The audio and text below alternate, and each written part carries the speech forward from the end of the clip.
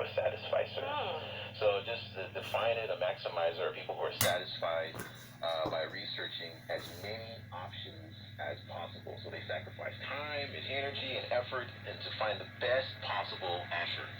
And so this is pretty much so these are people who go grocery, they go shopping and they just can't really make a decision because they want to make sure that whatever it is that they're buying is absolutely perfect. And then the satisficer, someone who's pretty much is based on meeting the standards that they have in place, and they don't really want to waste the time and the energy, and they just want to find something, a reasonable option that's ready for them at that moment. So they tend to not. They just want something that's.